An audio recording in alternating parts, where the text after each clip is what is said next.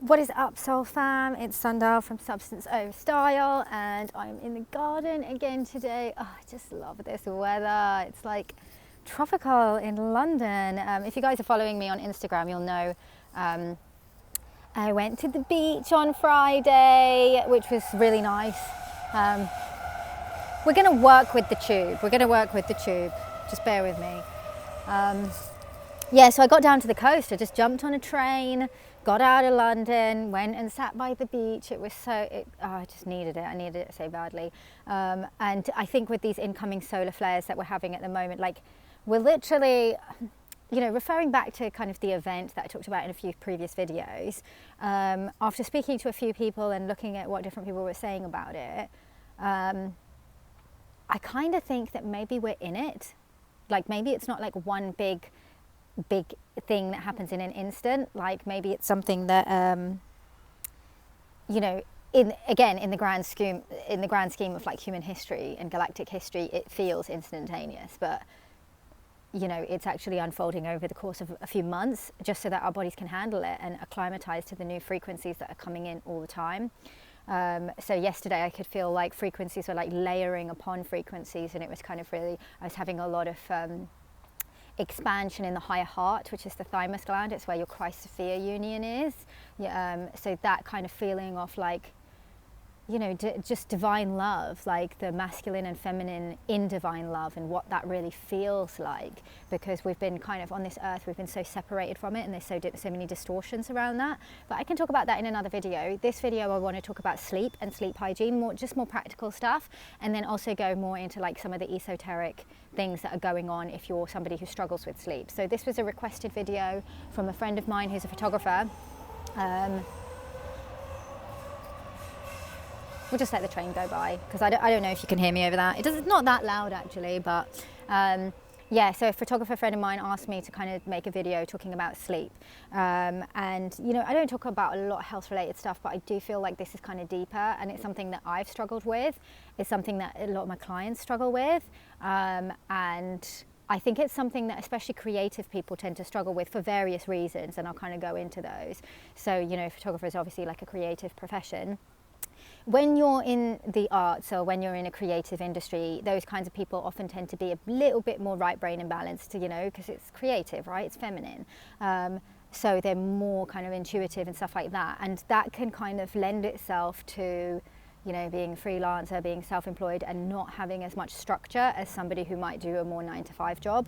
It might not necessarily be true, but I do find that this is a kind of a thing that afflicts people who tend to be self-employed, because we can kind of decide our own time, right? For me as a model, I struggled with this for years and years, because my schedule is not, I don't have like a proper strict routine. Like, when it was at its worst was when I was living in Bangkok and modeling there. So some of you who've been following my YouTube channel since then or no, like I made some videos in the middle of the night because I just had so many issues falling asleep.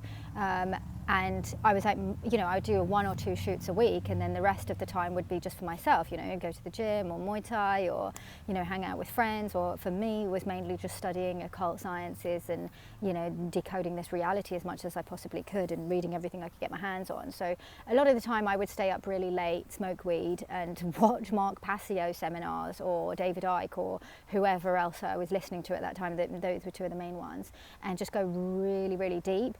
And I know I could hear people in the background going, oh, well, that's why you were having issues falling asleep, because you were smoking weed and staying up late. And it's just like, well, no, you're kind of confusing cause and effect, because I've actually always had issues with, firstly, I've needed to sleep for a long time. So I never had a structured bedtime routine growing up. Like, my parents are kind of very hippie-ish in that way. They're very young, like they're not very much older than me. They're like 20 years older than me and my brother.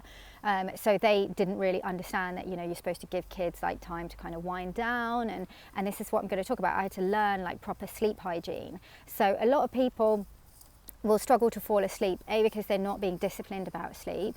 They're not understanding that you have to properly wind down, not watch really overstimulating things on the TV before bed, like conspiracy movies and stuff like that, or stuff that's going to get your brain racing, because a lot of it is caused by anxiety.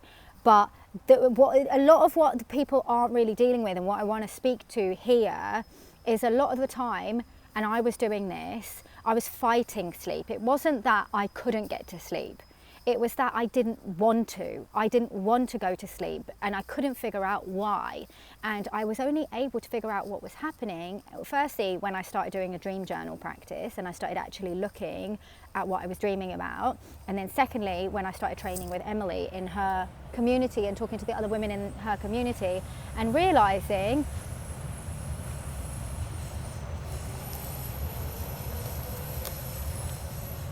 that I was having wicked bad nightmares, and I suspected that there might be something happening in the astrals that's causing me to avoid going to sleep.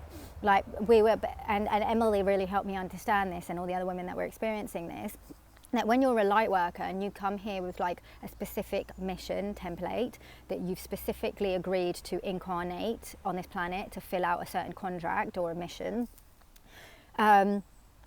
a lot of the time that you will get targeted. I don't want to say that you definitely will and it happens to everyone. If you haven't experienced this, then don't just attach to it and allow it to become a self-fulfilling prophecy, because as soon as I decided I no longer wanted to be targeted, I was no longer targeted. But when I didn't know what was going on, this is what was happening. So this is useful to help you understand if this is happening to you.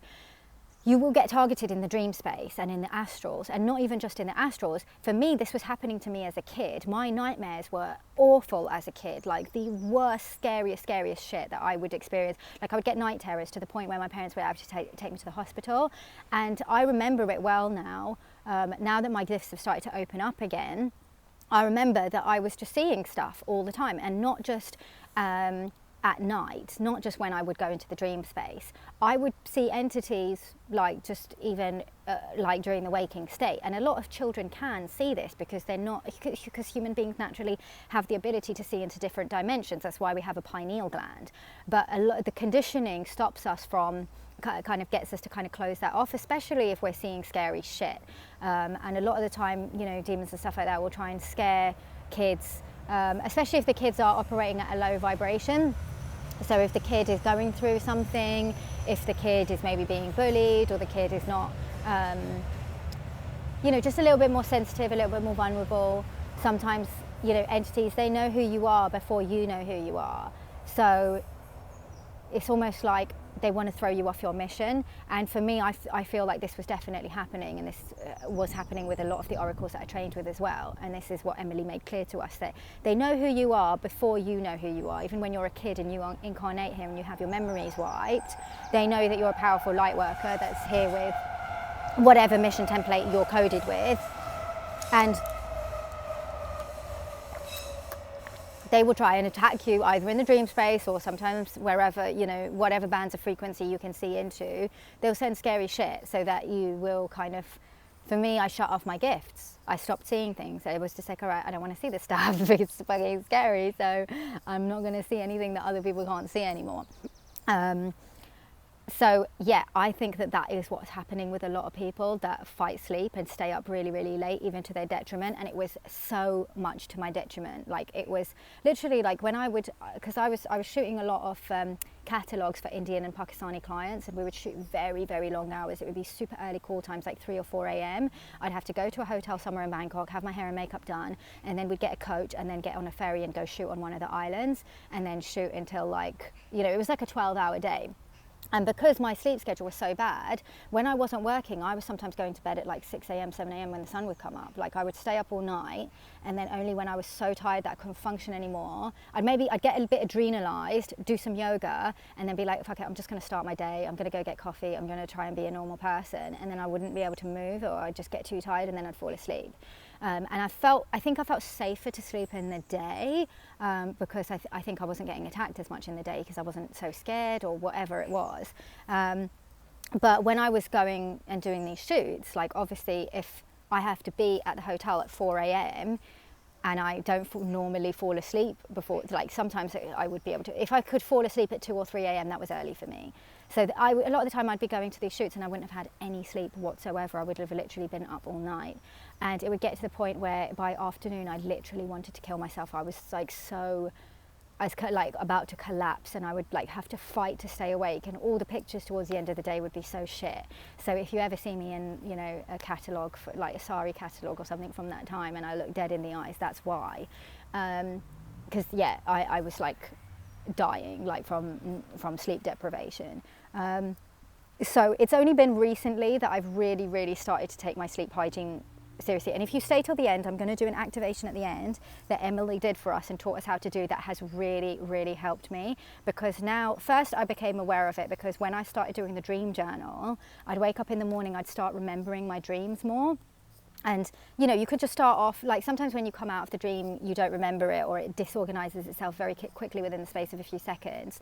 But if you can just quickly wake up and go, okay, quick symbols, okay, my dad is there were some milkshakes, and we were like flying on an airplane, and there was an elephant, and then you can just quickly write it down, and then you'll remember more and more, to the point where, like, I mean, I haven't actually been keeping up with my dream journal recently, but like when I'm keeping up with it every day, I can remember full details about exactly what I dreamed about at any point of the day, because I've really taken the time to like meditate on it in the waking state and decode it. Because basically your dreams are basically communicating with you in symbols. You're in the quantum field, right? So it depends which dimension that you're in. You could be in the astrals, or you could even be higher, and it's basically your subconscious mind interpreting certain concepts and communicating those with you in symbols. And sometimes you can also meet your guides and things like that. Like I've met Jesus in dreams loads of times, like three, like I think maybe like two or three times. And then I've also met like what I believe was the Jesus imposter, but a very high level, very quite convincing imposter. But so yeah, just be careful of those things. But the activation that I'm going to do at the end will help you with those things. And I was getting like attacked by demons, I was getting chased by demons, I was getting raped by incubuses, and to the point sometimes where I would even wake up in my bed and there would be an incubus in my bed, and I would be like awake but in sleep paralysis, or sometimes even not that much in sleep paralysis, and I would just see like an entity would like just come and cuddle up next to me, or I would, one time I saw, like this is when my friend Heidi was staying with me in Bangkok, she started seeing this entity when she would be in sleep paralysis, and it was following her around everywhere and trying to scare her. And then a friend of mine from India, who's a photographer that I met when I was modeling there, who's very in tune, he goes like to the mountains, the Himalayas, and you know, meditates with his guru, and you know, could astral travel and all kinds of stuff. He messaged me the next day, and I mean, he was in the Himalayas and I was in Bangkok, and he goes, oh, I'm sensing that you've got some negative entities around you. There's like a female entity around you, and it's trying to like scare you, and it's trying to scare the people are close to you as well. I hadn't told him anything, and he could literally tell me what I was wearing the previous day, where I was walking, that I was carrying a package. I was carrying my dinner, which comes in a white package. You could see it all.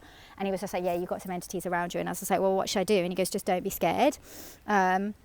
So the next day I woke up, and I'd left my yoga mat like rolled out on the floor, and I saw this thing, this stupid bitch. She was like, she wasn't evil, but she was mischievous, and she was not benevolent. She was just some little thing trying to fuck with me and my friend. And she was just sat at the end of the yoga mat like meditating. I couldn't see her very clearly, I could just see her outline. And it was like, she was taking the piss, like she was being, what's the word? Yeah, she was taking the piss. She was being playful, but in like a, like in a gross, nasty, demonic way, like, and so I just threw the covers off and I went, I'm not afraid of you. But it was my astral body that was like popping out of my physical body, because every time I tried to rebuke her, I would come back into my physical body and wake up back into the physical body. And I did it like 3 or 4 times, and every time I would pop back into the body, until eventually I actually managed to wake up and then got rid of her. So once you're kind of in the 3D dimension, you won't see them as much. You'll probably only, if you are seeing them, you're probably only seeing them in the astrals, in the dream space, or like, you know, if you're in that in-between space. So if you're somebody that gets a lot of sleep paralysis, that's what's going on, because you're kind of in between. Like your astral eyes are open, your pineal is open, but your astral body's not fully connected to your physical yet. Or if you just have an open pineal and you've got multidimensional vision, then you might just see them. But learning to not be afraid of them, and knowing that they don't have power over you, and that you are sovereign and you're a child of God, is exactly what's going to protect you. Because once I did this, it's called the Christ Shield that Emily taught us how to do. I still encountered them in dreams and nightmares basically, but I was not scared of them anymore because I knew that I had the protection of the living Christ and of God, and I'm sovereign and they can't do shit to me. And this is the thing, like, it's the same as in this dimension when you start to understand spiritual law and you start to really awaken to yourself as an emanation of God's source, and that nobody has dominion over you, nobody has the right to rule over you, and you start to awaken to your power and your sovereignty, you can say to other humans, no, you're not going to forcibly inject me with whatever bioweapon you want to, or the recent thing that we've been through, or whatever it is that people are trying to push onto you.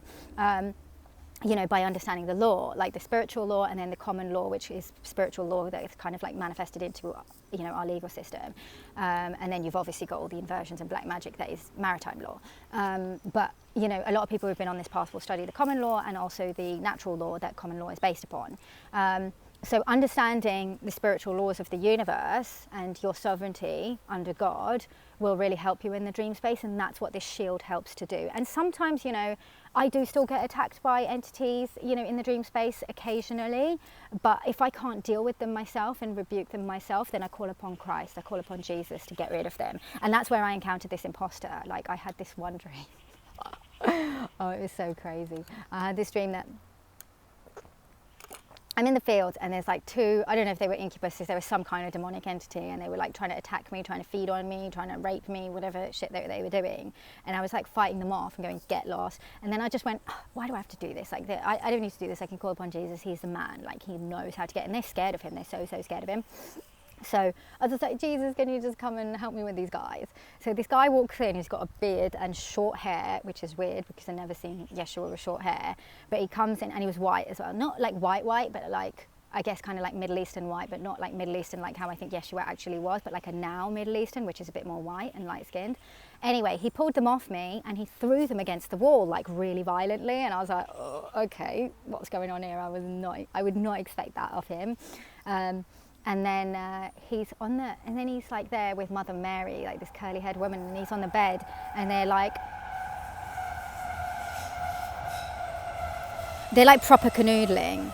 And I was just like, Jesus, what are you doing? That's your mum. And he goes, no, that's not my mum. And I'm like, really? It's Mary? And he goes, yeah, it's all the same up here. Mary Magdalene and Mother Mary, we're all the same up here. It's all one. And I was like, really? And he's like, yeah. And then he comes and lies down on the bed next to me and he's like gazing into my eyes. And I was just like, why are you being like this? Like, what about Mary? What about my person that I was with? And he goes, no, I told you, it's all the same up here. It's all one.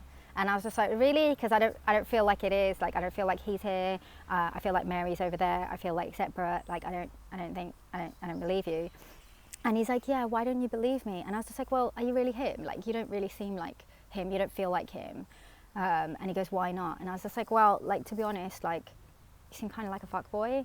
And and the way you dealt with those demons was like really, really angry, and I just wouldn't expect you to be like that. And he goes, well, what did they tell you about me down there? Did they tell you that I'm like God or something?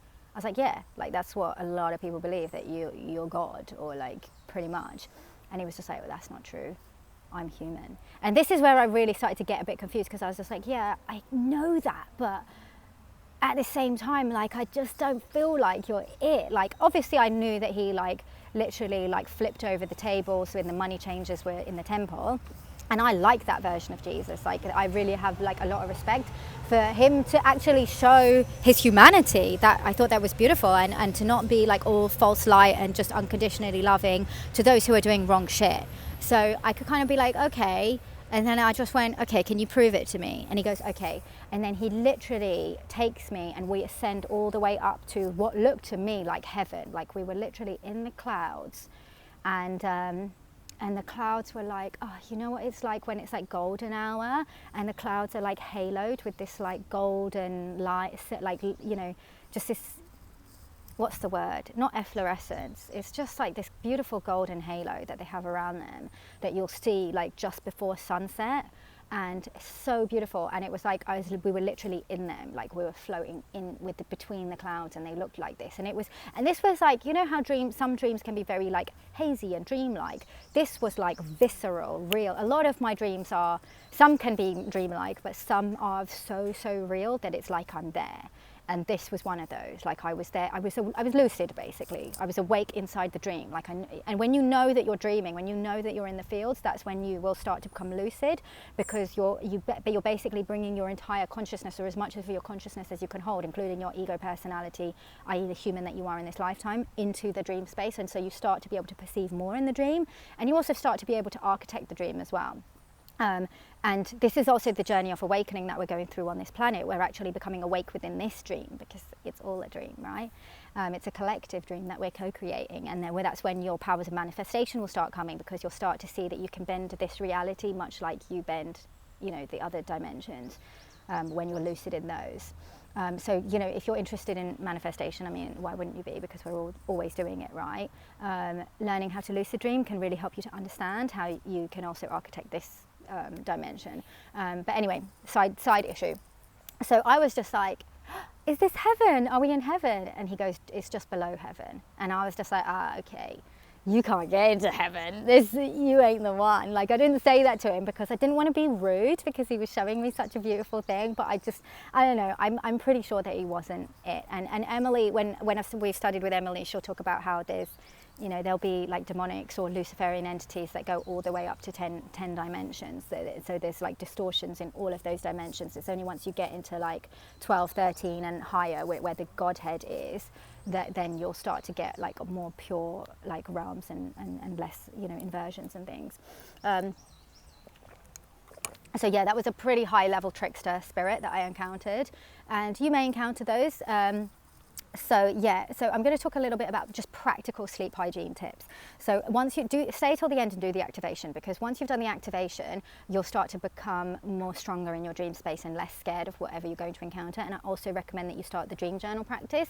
You don't have to do it every day. I don't do it every day, but it will just help you become aware of what's going on in your dreams. And if you are having nightmares, it's because you have subconscious fears of all kinds of things. It's not just fears of, you know, your gifts or the other side or your spirit, you know, the spiritual realms, or it will also be your own subconscious fears that you have playing out here.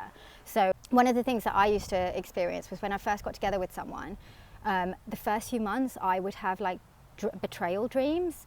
And look, sometimes your dreams can be prophetic or intuitive, or can tell you about things that people are doing in other places. But a lot of the time, it is just your subconscious insecurities and your subconscious fears, and they're trying to get your attention so that you can see what's happening in those higher dimensions, because your subconscious is creating everything. So it will first create in those dimensions, and then if you decide that you like the creation, then it becomes manifested into this reality. That's where you get deja vus.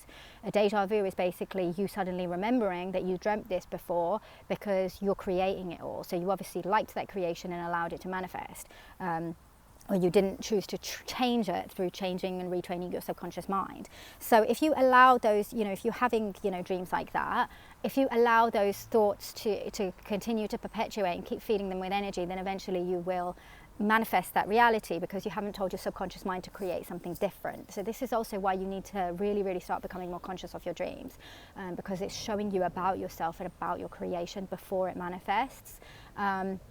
So, you know, if you're getting dreams about being attacked, it's because you have subconscious fears that you're going to be attacked if you show up more fully. So this is the same with the whole light worker thing. A lot of light workers, my clients, when I speak to them, so many of them have got such powerful energy and such powerful mission templates and codes that they really need to step forward and fulfill, like, you know, really strong missions, but they have so many fears, subconscious fears, and insecurities about showing up, that they're going to be attacked, that they're going to be persecuted, that they're going to be made fun of, that they're going to be judged. And these entities that are basically feeding on you or attacking you or chasing you or making fun of you, or where you have dreams where you show up at school or work and you're naked, these are all your subconscious fears that is showing you in the dream, and you've got to be able to address this stuff. with clients, I basically remove any implants that they're holding on to that's basically hooking them into frequency bandwidths of persecution or, crucifixion implants. A lot of that comes from this whole story that if you follow Christ and if you stand for the truth and if you stand for love and for unity consciousness, that you will be persecuted. And Emily and Aleo have talked about this in recent videos, so I'm not going to repeat what they've said, but go and have a look at what they have to say about that, because it will help clear up some of those, subconscious fears. And I think it's really important at this time that we do that.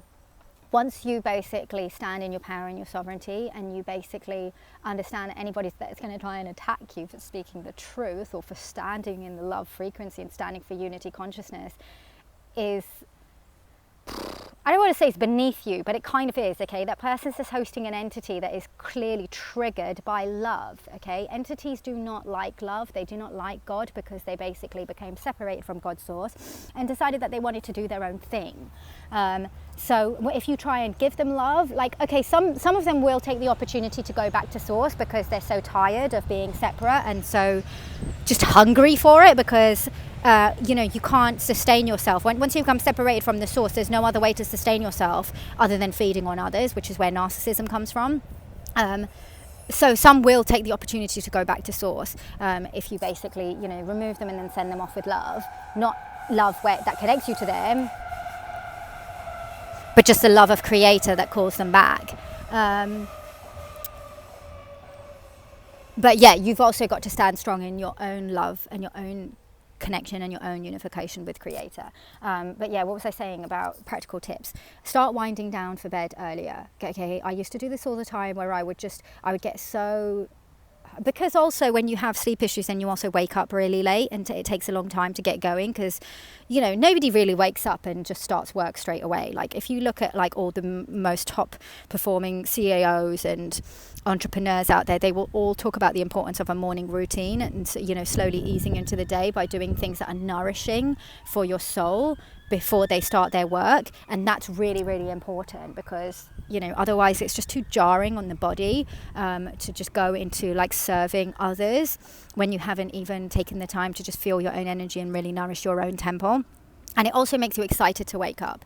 A lot of people who have sleep issues don't want to wake up, A, because they're tired, and B, because they don't have any, they haven't made any time for themselves first. So establish a morning routine. My morning routine is very simple. I wake up, I watch a couple of YouTube videos or podcasts, or I read a book, whatever I'm studying at the moment, and whatever is helping me with whatever initiation I'm going through at that time, I will do that while I'm kind of just hatching and kind of coming into the 3D.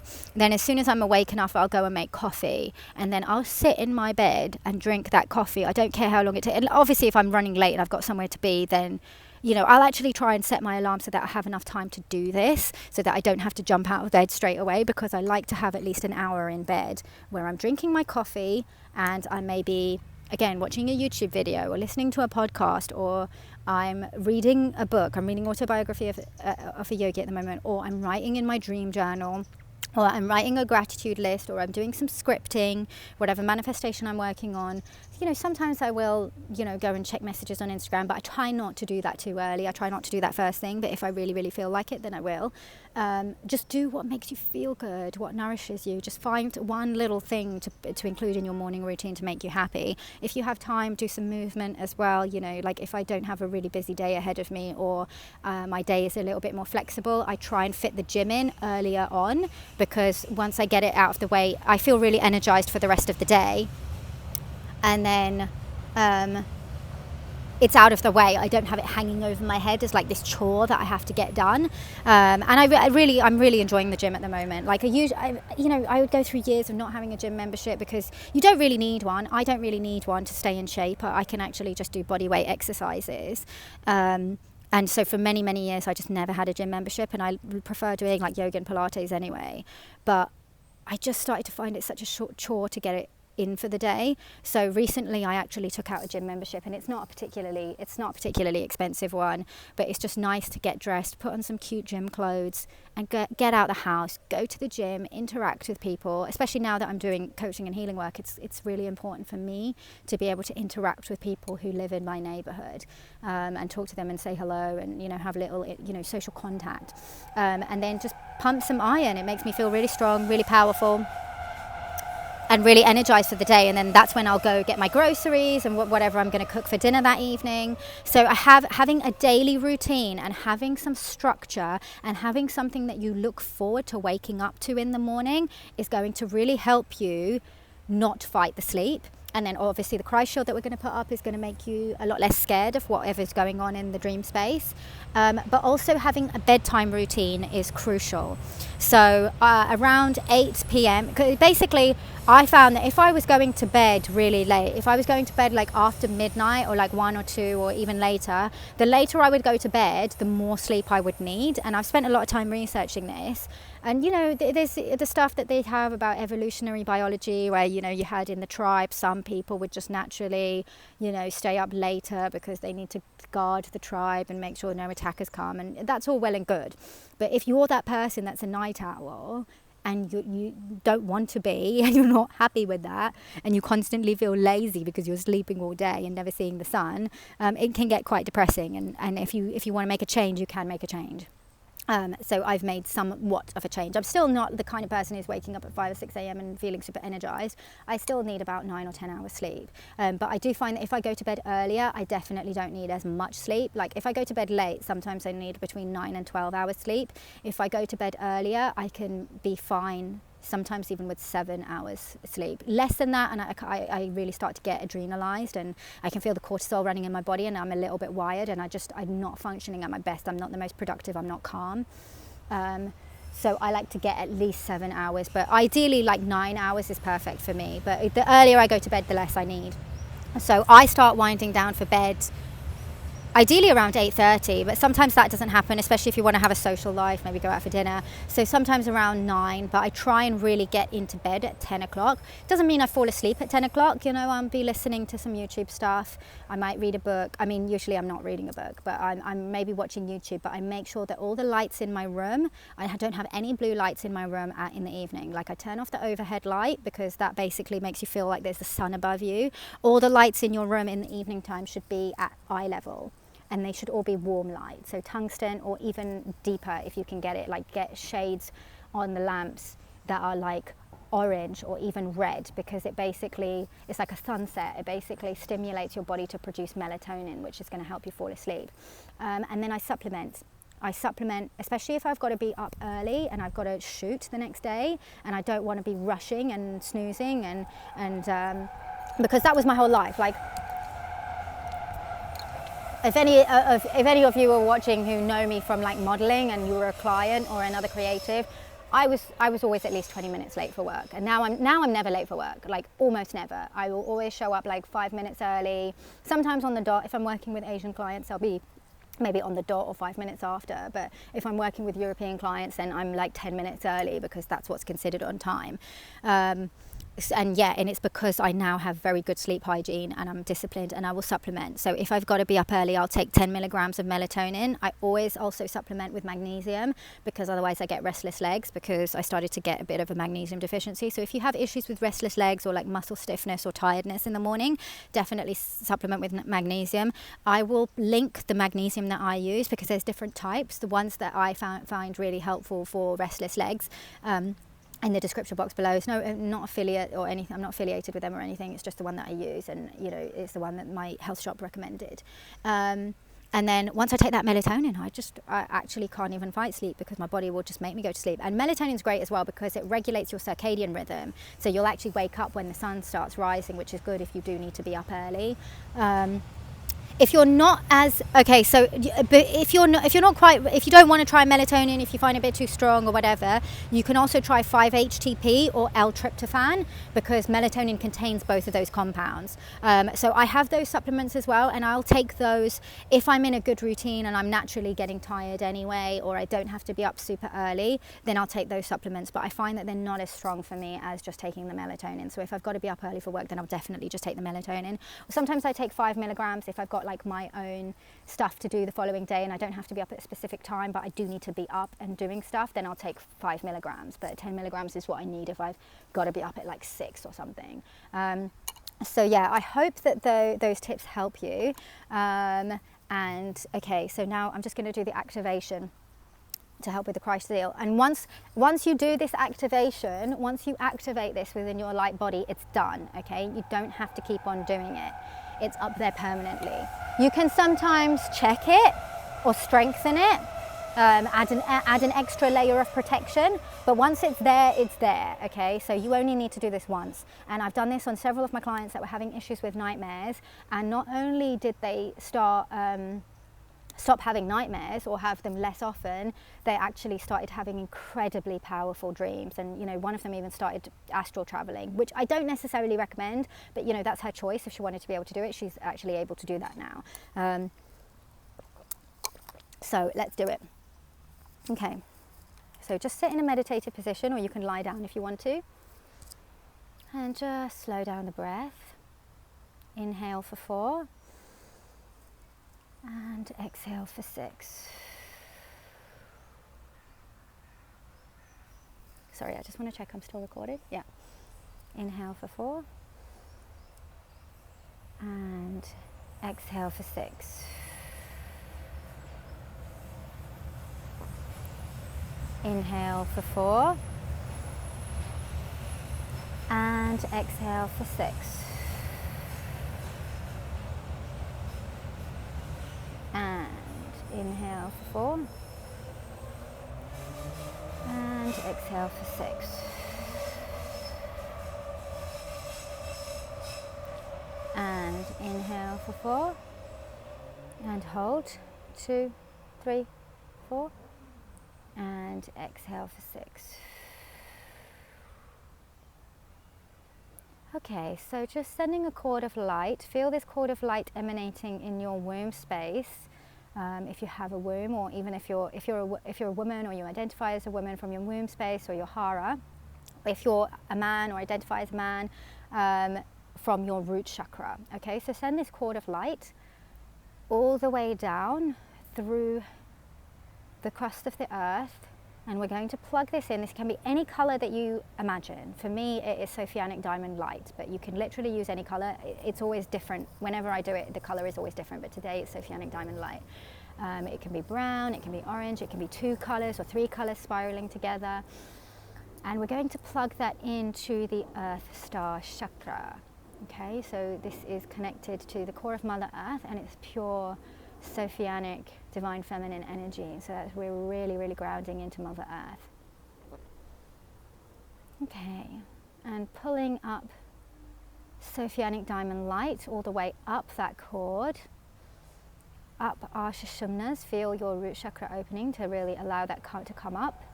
Feel it going all the way up your Sushumna, all the way up past your heart space, past your throat. It's unlocking something in my throat.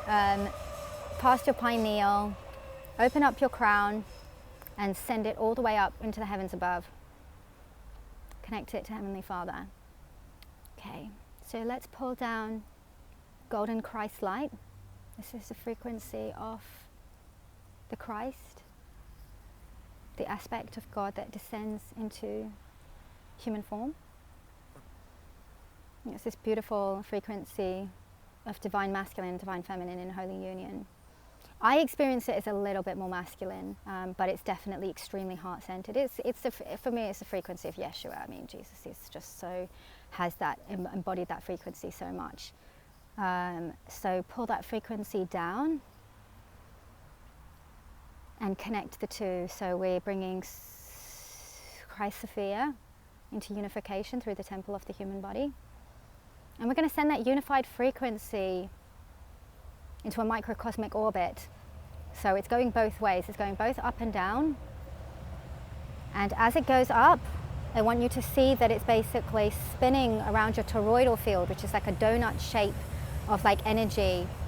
So your energy body, and it's spiraling all around. So it's gold, and it's got these beautiful tones of like holographic diamond light. So like it's mostly like bluish, purplish, like silverish, but it's got these holographic tones of like pink and purple and green. And that for me is like how I see the Sophia. So just feel that spiraling around your toroidal field, and this is sealing up your light body with the frequency of the Christ, the law of one. Okay, you are sealed as a child of God. I'm going to stamp you with the seal of Christ. So just visualize that stamp, that seal, anywhere that feels right for you. It can be the top, it can be the front. And this is going to be like a light body armor, like energetic armor when you go into the dream space. So nobody can really enter this space without your consent and without your permission, without violating natural law.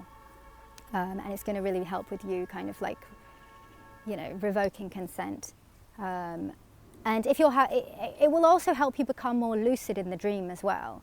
So I've definitely found myself becoming extremely lucid in the dream after I activated this, and I found myself actually starting to be able to travel with intention to different dimensions and different places on the earth as well. So I got some really crazy stories that I can share with you sometime. I mean, I already shared one of them, but yeah, this will help you. Okay, so sealing up and grounding down, all work done, and so it is.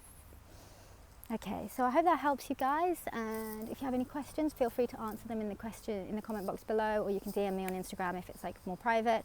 But stuff for suggested videos, stuff that I can talk about on video. I can obviously keep you anonymous, but yeah, if you've got questions that you want me to answer in future videos, then just leave them below, or you can DM them to me. If you want to book a session, then you can DM me on Instagram, and we can talk about, you know, either a single session or a package.